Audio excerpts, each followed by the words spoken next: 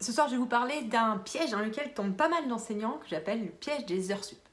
En effet, quand on est enseignant et qu'on a besoin de plus d'argent, ce qui peut arriver vu le salaire que nous donne l'Éducation nationale, une des premières choses qu'on a tendance à faire, en tout cas que je vois que les enseignants fassent, c'est d'aller chercher des heures sup.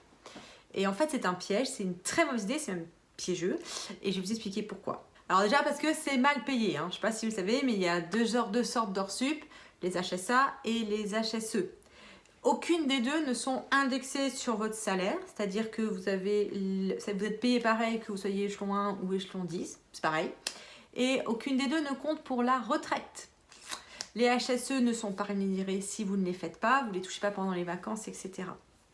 Et même les HSA, on a l'impression qu'elles sont un peu mieux payées, ça reste pas très bien payé. Donc déjà, c'est moins payé que vos heures de cours normales en fait. Et vos heures sup sont moins payées que vos heures de cours, c'est-à-dire que si vous arriviez, c'est pas possible de faire deux mi-temps, enfin un mi-temps et prendre 2 heures comme si c'était un nouveau contrat et que ce n'était pas des heures sup, vous seriez payé plus que si vous faisiez des heures sup.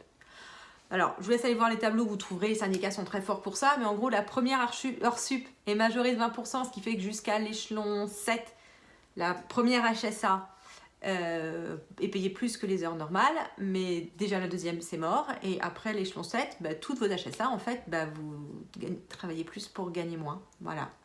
Alors non seulement c'est moins bien payé que vos heures de base, mais ça reste mal payé. D'accord, on est environ à 40 € de l'heure brute, la HSA, donc l'heure sup, mais ça c'est l'heure de classe. Or, je sais pas si vous le savez, je sais que vous le savez, l'heure de classe, c'est pas du tout l'heure de travail.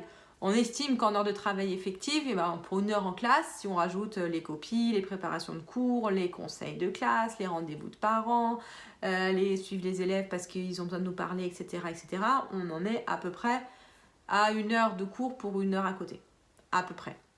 En première approximation. Donc ça fait que vous êtes payé 20 € de l'heure, brut.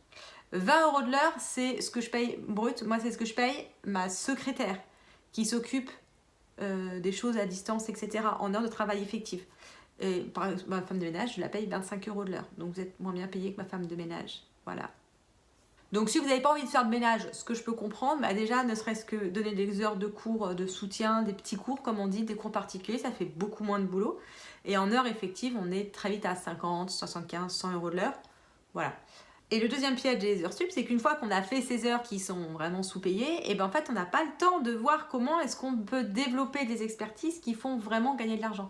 Par exemple, quand on devient formateur, moi je suis formatrice, ça commence en gros à 500 € la journée. C'est facile de trouver des formations à 500 € la journée. C'est une journée, il n'y a pas de conseil de classe, de trucs, pas de charge mentale, c'est juste une journée. Bon, ça se prépare, bien sûr. Mais après, on peut les réutiliser puisque ce n'est pas les mêmes personnes qu'on a en face. Et ça, c'est 500 € la journée.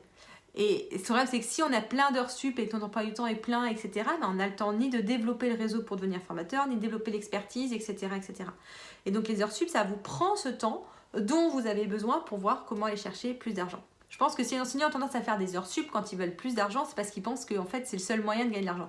Or, il y en a plein, mais il faut avoir le temps de se poser pour ça. On en parlera plus tard dans la chaîne, mais en tout cas, sachez que vous avez beaucoup d'expertise en tant qu'enseignant et que cette expertise, elle a de la valeur, et notamment de la valeur financière. J'espère que cette vidéo vous a donné des idées. Si vous pensez que ça peut intéresser des collègues, n'hésitez pas à leur partager. Vous pouvez mettre en commentaire vos questions, s'il y a des choses qui ne sont pas claires, etc. S'il y a des points que vous voulez que j'aborde aussi, puisque comme je publie régulièrement, je m'adapte à ce que vous demandez.